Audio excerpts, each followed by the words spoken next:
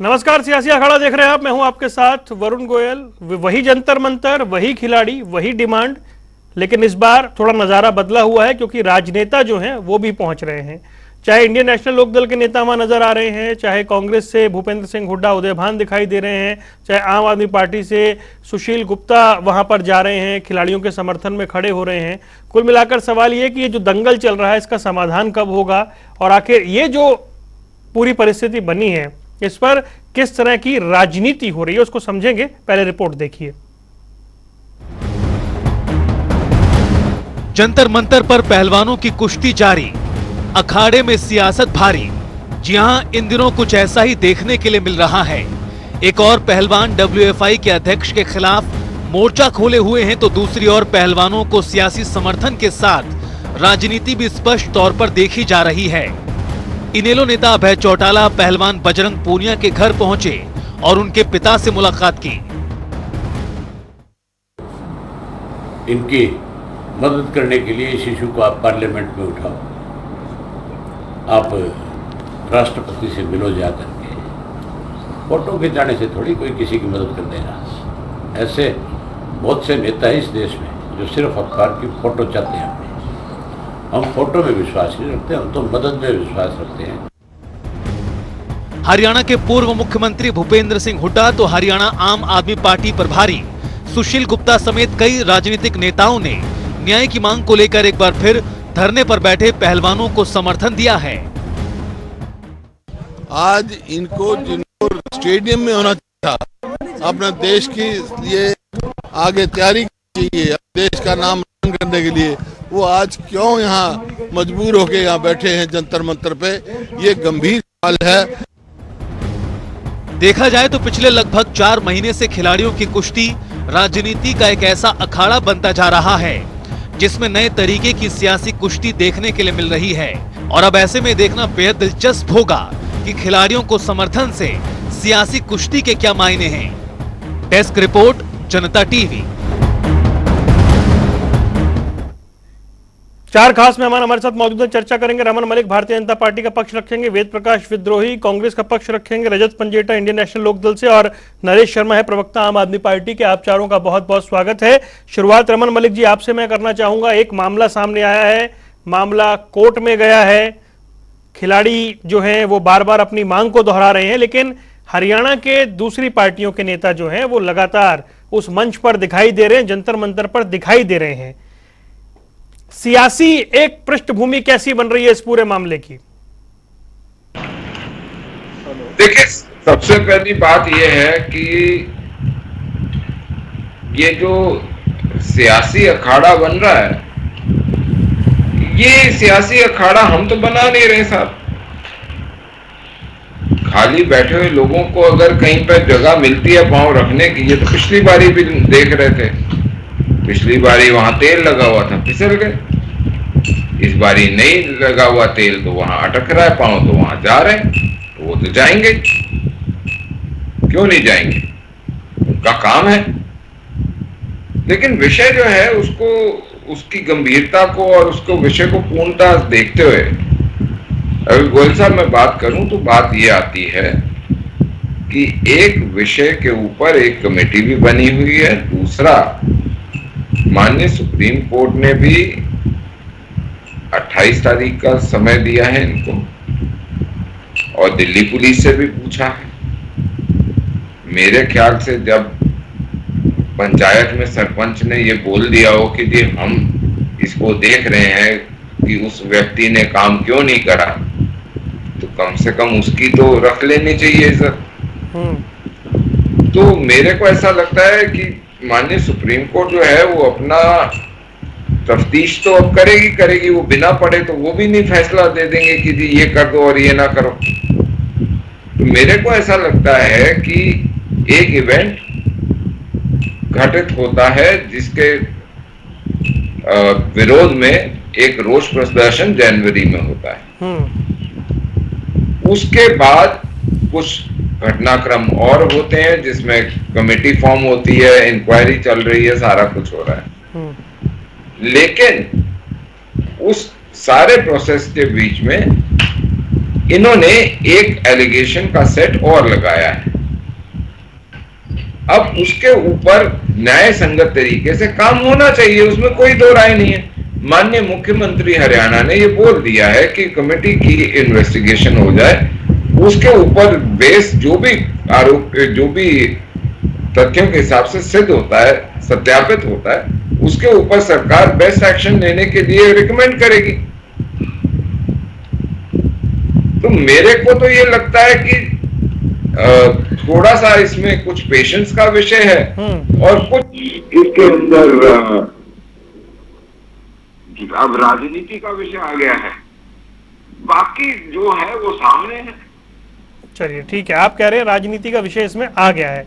विद्रोही जी खिलाड़ी हैं, वो बार बार ये कहते हैं कि सरकार को लेकर के कि उनकी वहां से समस्या नहीं है, समस्या ये है कि जो वो कार्रवाई चाह रहे हैं, जो एफआईआर चाह रहे हैं, वो दर्ज नहीं हो रही है।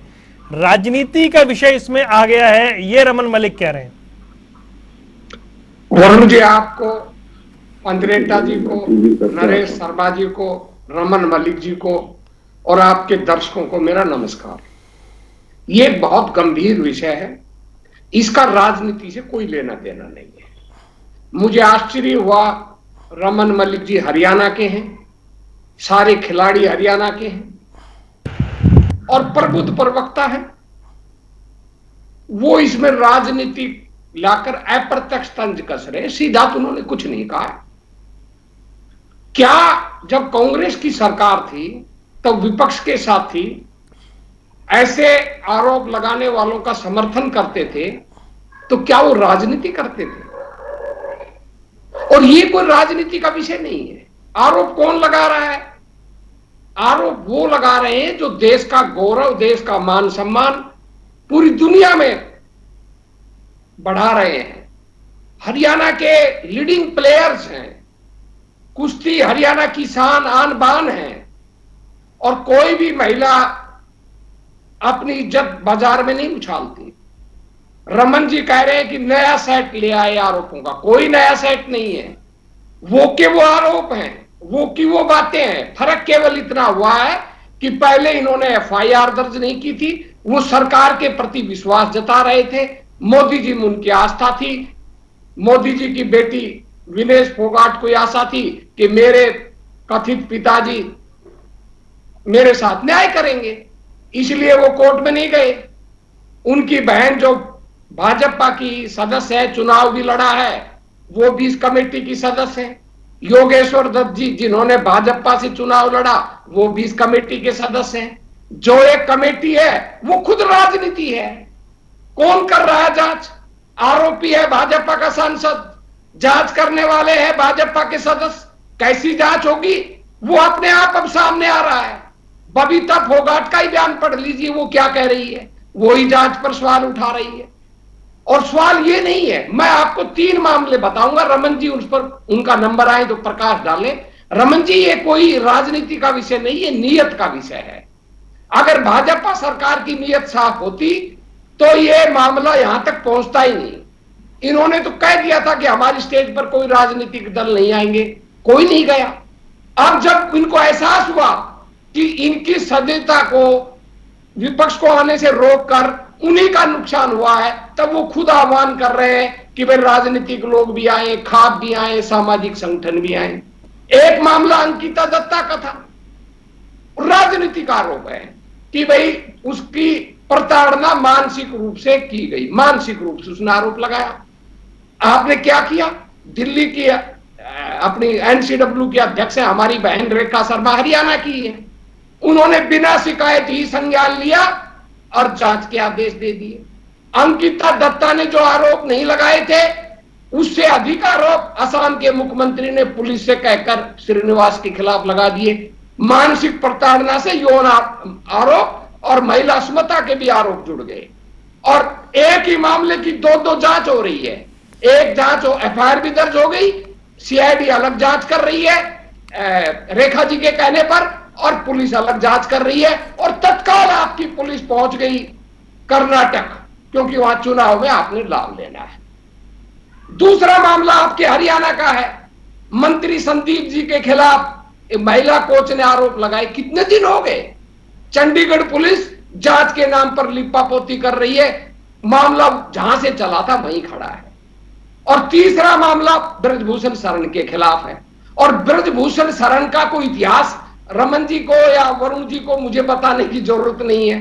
38 से ज्यादा उनके ऊपर ऐसे आपराधिक मुकदमे हैं जो बहुत गंभीर और संगीन आरोप हैं क्रिमिनल धाराओं के, और वो अगर उनके एफिडेविट को भी माना जाए तो वो तो एक बहुत स्वयं एक क्रिमिनल व्यक्ति हैं। और महिला के भी आरोप उसके ऊपर रहे, उन्होंने खुद अपने एफिडेविट में दिखा रखा है। तो अगर ऐसे व्यक्ति के खिलाफ एक गोल्ड मेडल जीतने वाली, ओलंपिक में जीतने वाले, राष्ट्रमंडल में जीतने वाले और एशियाड में जीतने वाले अगर खिलाड़ी कोई आरोप लगा रहे हैं, और उसमें भी एक पास्को की है, एक तरफ आप बेटी बचाओ की बात करते हैं, पास्को एक्ट क्या कहता है? पास्को एक्ट ये कहता है कि कोई जांच नहीं करनी पड़ती। अगर कोई नाबालिग बच्ची अपने यौन शोषण का आरोप लगाती है, आपको जांच वांच नहीं करनी, आपने पहली एफआईआर दर्ज करनी है। अगर मान लो उसके आरोप गलत निकलते हैं तो यह अधिकार तो पुलिस के पास पहले ही है कि उस एफआईआर को रद्द कर सकता था। उसकी एफआईआर दायर करने में आप कौन सी जांच कर रहे हो? ठीक है विद्रोही जी के खिलाफ एफआईआर जी खत्म कर देता हूं सर, खत्म कर देता हूं। श्रीनिवास के खिलाफ एफआईआर दर्ज करने में आपको कौन से सबूत मिल गए? ठीक है। ये दो मामले ही अपने आप में बताते हैं कि हम या विपक्ष राजनीति नहीं कर रहा, भाजपा ही राजनीति कर रही है, और भाजपा अपने यौन शोषक सदस्यों को बचाना चाहती है सत्ता दुरुपयोग से। मलिक साहब जल्दी से जवाब दीजिए, फिर तो मेहमानों के पास जाऊंगा। ठीक है, काफी विस्तार से आ गया सर जवाब विद्रोही जी। मलिक जी जल्दी जवाब दीजिए, फिर 2 मेहमानों के पास जाना है। सबसे पहली बात जो ये आसाम का विषय उठा रहे हैं, क्या उस एफआईआर के होने के बाद उनको सीधे अरेस्ट करने जा रहे हैं? तो नहीं, उनको इन्वेस्टिगेशन चल रही है ना साहब। इन्वेस्टिगेशन के बिना तो काम नहीं होगा। इन्हीं बात जहाँ पे सर मैं कर रहा हूँ, एफआईआर दर्ज हो चुकी, यहाँ दर्ज क्यों नहीं? इसका जवाब दीजिए मलिक जी। मैं इन्वेस्टिगेशन का कोई विरोध रोहित साहब देखो, मैं आपको बीच में नहीं बोला था ना, फिर आप वही काम कर रहे तो फिर मुश्किल हो जाए। सॉरी। तो इन्वेस्टिगेशन तो हो रही है। मैं तो ये पूछना चाहता हूँ कि एक भी बयान कांग्रेस के किसी एक नेता ने, वर्धन यादव के, हरियाणा कांग्रेस के नेता है ना वर्धन यादव, उनके खिलाफ दिया हो तो बताएं। एक भी नहीं दिया, क्यों नहीं दिया? चलिए मैं भूत में नहीं जाता, सुकन्या देवी का विषय नहीं उठाते, लेकिन इसका तो बात करिए। तो मेरा कहना मात्र इतना है कि अगर इन्वेस्टिगेशन होनी जरूरी है, क्योंकि इस चीज को समझना पड़ेगा कि सेग्रीगेट करना बहुत जरूरी है। ये विषय ब्रजभूषण शरण सिंह, क्या वो रेसलिंग फेडरेशन का प्रेसिडेंट इसलिए है जो कि आरोपी है? क्या वो रेसलिंग फेडरेशन का क्या प्रेसिडेंट इसलिए है कि वो बीजेपी का एमपी है? नहीं। क्या बीजेपी का एमपी होने की वजह से वो वहां है? नहीं। वो उसकी एक अलग सोशल एक उसने अपनी पहचान बनाई है, एक चुनाव लड़के जीत के वहां पे पहुंचा है। वो इसलिए नहीं पहुंचा कि वो बीजेपी का एमपी है। उसके खिलाफ कौन चुनाव लड़ता है या कौन मंशा रखता है वो एक अलग विषय है, उसकी तरफ मैं नहीं जा रहा। वो किस राजनीतिक दल का, मैं उस पर भी नहीं जा रहा। लेकिन मैं जो बात करना चाह रहा हूँ वो सिंपल है, बहुत क्लियर है कि हम सुप्रीम कोर्ट से बाहर नहीं है, ये भी सुप्रीम कोर्ट से बाहर नहीं है, दिल्ली पुलिस भी सुप्रीम कोर्ट से बाहर नहीं है, खेल मंत्रालय भी सुप्रीम कोर्ट से बाहर नहीं है। हम सब देश के नागरिक हैं, हम सुप्रीम कोर्ट की इज्जत करते हैं, उनके आदेशों के अनुसार चलेंगे। सुप्रीम कोर्ट ने एक याचिका सुनी, याचिका से 28 तारीख डेट दी है, दिल्ली पुलिस जाके अपना वक्तव्य रखेगी क्यों उन्होंने क्या करा। तो उसका जवाब तो दिल्ली पुलिस की करनी का वो खुद दे रहे। जहां तक बात बार बार ये आ रही है कि हम इसमें इसलिए नहीं कर रहे क्योंकि वो हमारे एमपी हैं और ये मैं आपको एक चीज बड़ी स्पष्ट रूप से बता रहा हूँ, अगर ये एमपी वाला विषय होता तो माननीय मुख्यमंत्री मनोहर लाल खट्टर जी ये नहीं बोलते कि अगर इन्वेस्टिगेशन के अंतर्गत ये सामने आता है तो फिर हम कड़ी से कड़ी सजा आरोपी के लिए मांगेंगे। ये बात मुख्यमंत्री क्यों बोलते? क्योंकि उनको लिए बेटियां पहले हैं, कोई भी व्यक्ति बाद में। तीसरी सबसे बड़ी चीज सर, और जो मैं आपके समक्ष रख रहा हूँ, वो ये है कि ये जो आप आज बात कर रहे हैं, मैं उससे मना नहीं कर रहा, बिल्कुल हो सकता है कि हुआ हो, मैं उस पर 0 डाउट कर रहा हूँ। मैं सिर्फ इतनी सी चीज बोल रहा हूँ कि एक सेट ऑफ एलिगेशन जनवरी में लगा था, एक सेट ऑफ एलिगेशन जो पॉस्को वगैरह का है उसको अब लगाया गया है। ये एक चेन ऑफ इवेंट्स है। मेरे को ऐसा ये लगता है कि जब इन्वेस्टिगेशन हो और जिसमें मैरीकॉम जैसे लोग हों, जिसमें योगेश्वर दत्त हैं, आज तो इन्होंने अभी वक्तव्य में निकाल दिया कि मैरीकॉम भी और योगेश्वर दत्त भी, और मतलब कितनी जल्दी लगता है इनको, कितनी आसानी से ये बोल देते हैं किसी एक खिलाड़ी की इमेज को टार्निश करना और किसी एक खिलाड़ी को ये बोल देना कि उसने कुछ जो भी करा है वो सिर्फ इसलिए करा क्योंकि वो बीजेपी का एमपी है। बीजेपी के तो और 300 एमपी, ठीक है मलिक साहब, उनमें से 2 तो क्यों लिया गया जो कि ओलंपियंस है, जिन्होंने मेडल जीता हुआ है, जो जिन्होंने पूरा एक सिस्टम देखा हुआ है, उनको रखा बीच में। इसलिए रखा है कि वो खिलाड़ियों के विषय को समझते हैं। लेकिन क्या इसके पीछे कुछ और है? जब वक्तव्य इस प्रकार के आते हैं, जब होता है, तो फिर आपको अलग अलग चश्मे सामने नजर आने लगते हैं। जैसे अभी विद्रोही साहब चश्मा लगा रहे, उतार रहे, लगा रहे, उतार रहे, ठीक है, चश्मे आपको नजर आएंगे। चलिए मैं लौटता हूँ, रजत पंजेटा के पास चलते हैं। रजत भाई, ये एक विषय ऐसा है जो इस वक्त चर्चा में, पहलवान क्योंकि हरियाणा के हैं।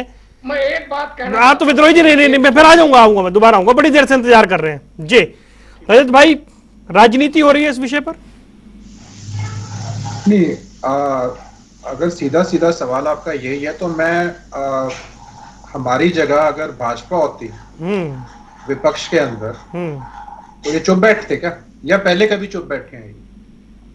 कोई नहीं चुप बैठता। विपक्ष का ये कर्तव्य है, दायित्व है एक अच्छे हेल्दी लोकतंत्र के अंदर कि वो समाज से जुड़े मुद्दे उठाए, जनता के बीच में जहां कहीं शोषण है, प्रताड़न हो रहा है, कहीं कोई चीज गलत हो रही है, उसमें बढ़ चढ़ के उठाए उन मुद्दों को और अपना सहयोग भी दे, और जहां कोई चीज है वो जनता के समक्ष लाने का काम करे।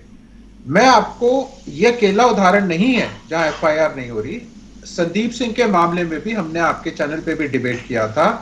एफआईआर की जगह है, पहले तो एफआईआर ही नहीं करी, लंबे समय तक वो धक्के खाने पे मजबूर किया उस महिला कोच को, उसके बाद जाके कहते हैं हम एसआईटी बना देंगे।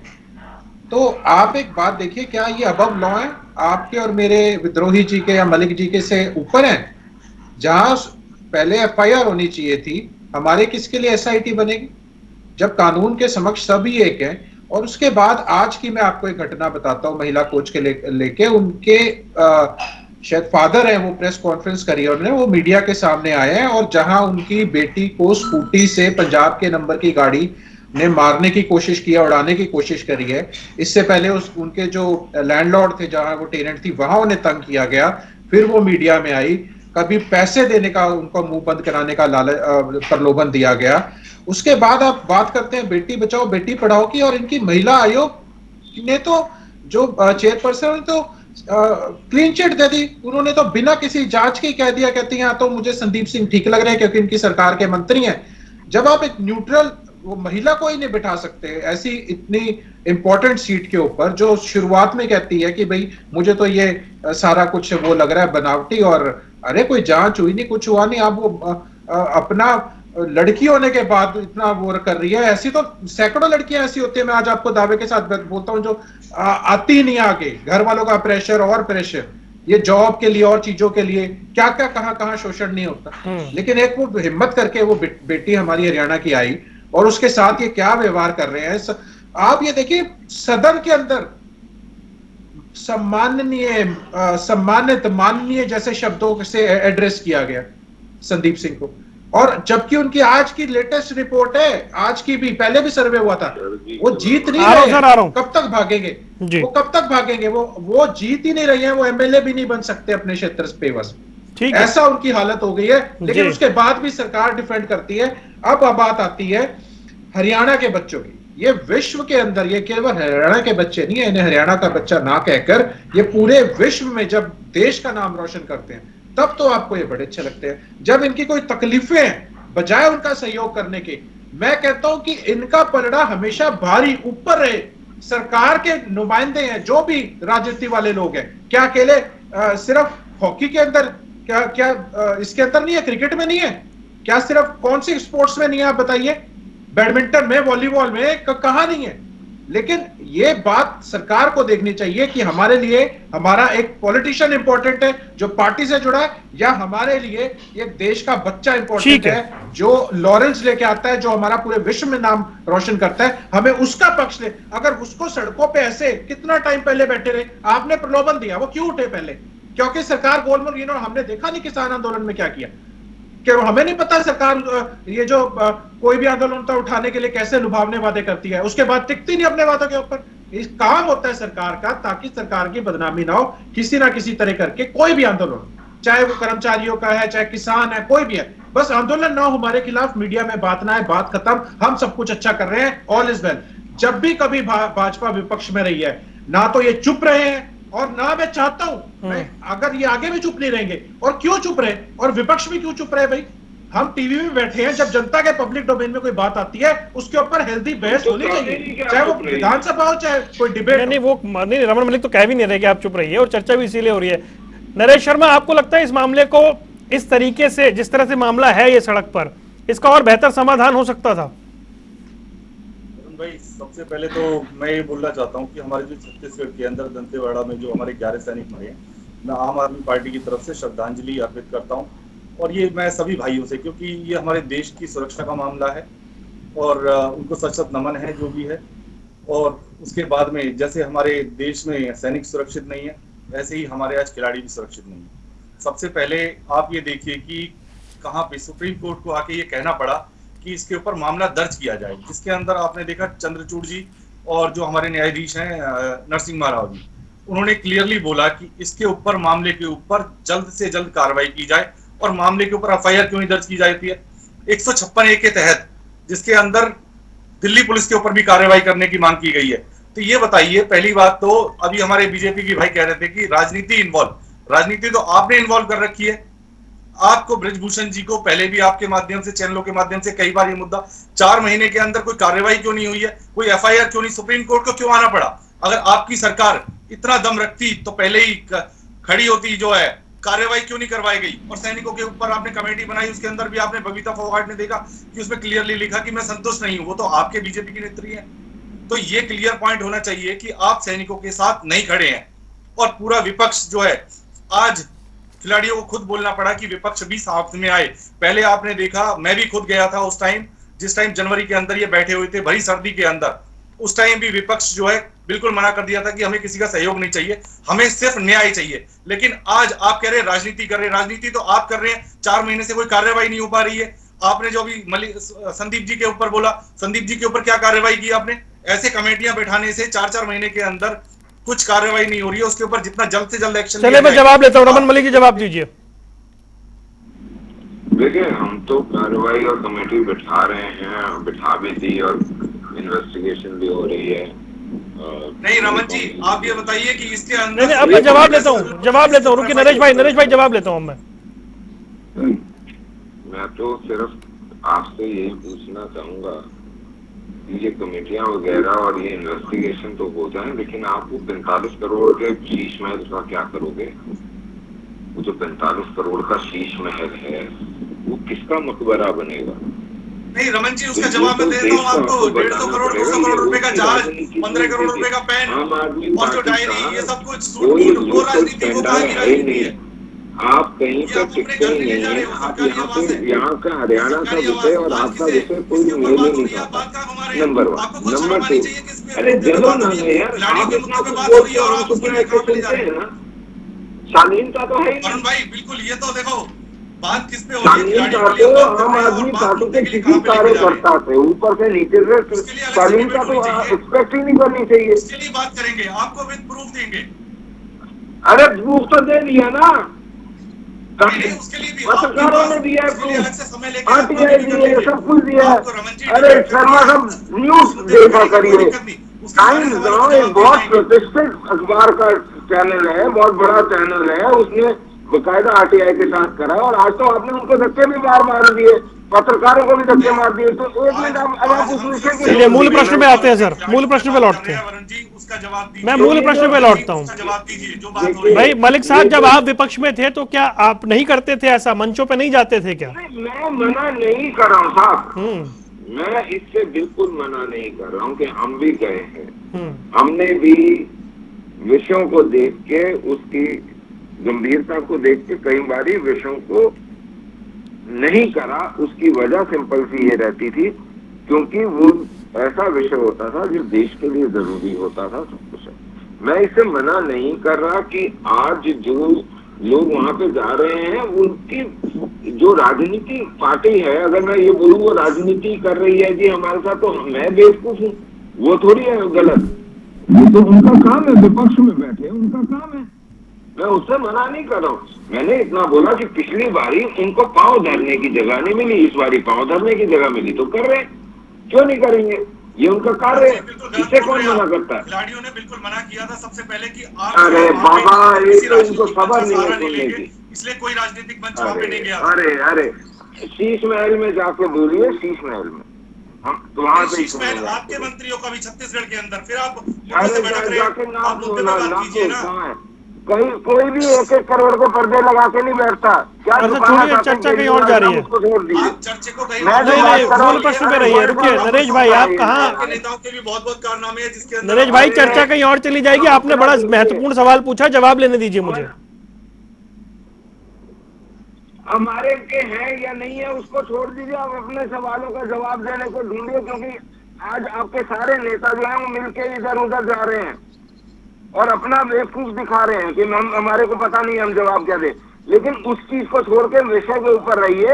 मैं सिर्फ इतना बोल रहा हूँ, कल तक खिलाड़ियों ने पांव धरने की जगह नहीं दी थी, आज उन्होंने दी है तो विपक्ष गया, इसमें कोई बड़ी बात नहीं। लेकिन मेन विषय ये है कि उसकी पूरे इंसिडेंट की प्रॉपर इन्वेस्टिगेशन, उसके सर्कमस्टेंशियल एविडेंसेस सारे एकत्रित होने चाहिए, क्योंकि बिना इन सारी चीजों के कोई और बिना कंप्लीट एक इन्वेस्टिगेशन के ये नहीं हो सकता, क्योंकि इसमें बहुत सारे एंगल हैं। नंबर 1। नंबर 2, जो विषय है उसको नहीं भूलना चाहिए। क्या आप डायरेक्टली ये बोल सकते हैं कि इंटेग्रिटी वाइज योगेश्वर दत्त और मैरी कॉम जैसे खिलाड़ी जो हैं वो 0 है, 0 है, जैसे अभी कांग्रेस के प्रवक्ता बोल रहे थे कि वो बीजेपी के हैं? क्या उनकी एथलेटिक कैपेबिलिटी और इंटेग्रिटी दोनों 0 है, जैसे आप ये आरोप लगा रहे हैं? तीसरी बड़ी चीज है कि क्या हमारे को या जो कोर्ट है वो भी क्या वो उसको वेरीफाई नहीं करेंगे? आज पुलिस ने तो वाड्रा जी का या हुडा साहब की इन्वेस्टिगेशन प्रॉपर ये सरकार करा रही है विदाउट क्या रहेगा ये फुल लेवल जो पोल्यूशन है। रुकिए, विद्रोही जी कुछ कहना चाह रहे हैं। जी विद्रोही जी। देखिए रमन जी, वरुण जी, मैंने बहुत महत्वपूर्ण सवाल पूछे थे। मैंने श्रीनिवास का मामला इसीलिए नहीं उठाया कि मैं उसका बचाव करना चाहता हूं। मैंने ये कहा था कि ये इन्वेस्टिगेशन की बात कर रहे हैं बार बार। मैंने कहा कि आसाम की पुलिस ने बगैर इन्वेस्टिगेशन एफआईआर दर्ज कर ली। फिर ये सुप्रीम कोर्ट की बात कर रहे हैं। सुप्रीम कोर्ट क्या करेगा क्या नहीं करेगा वो एक अलग इशू है। मैंने पूछा था कि पास्को एक्ट के तहत तत्काल एफआईआर दर्ज होनी चाहिए, वो दर्ज क्यों नहीं हुई?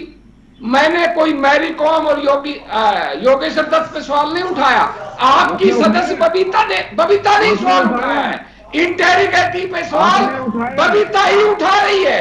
और मैं तो कह रहा हूं कि जो पार्टी का सदस्य होगा अगर वो जांच में शामिल होगा, मैं फिर कह रहा हूं वो निष्पक्ष स्वतंत्र। आप पढ़ लीजिए ना बबीता के बयान, आप पढ़िए ना। नहीं उठाया बबीता। जांच कैसे करेगा? आपकी नीयत में खोट है, आपके दोहरे मापदंड है। रेखा शर्मा ने असम पुलिस को कैसे निर्देश दे दिया कि तत्काल डीजीपी जांच करे, और दिल्ली पुलिस को वही रेखा शर्मा ऐसा आदेश देने से क्यों शर्मा रही है? जवाब तो इसका पूछना चाहिए। चलिए सर, हम तो चाहते हैं कि जो खिलाड़ी जंतर मंतर पर बैठे हैं वो ना बैठे और कम से कम मामला सुलझे। देश का नाम उन्होंने दुनिया भर में गौरवान्वित किया है और इस पूरे विषय का समापन हो। समय इतना ही। आप चारों मेहमानों का जुड़ने के लिए बहुत बहुत शुक्रिया।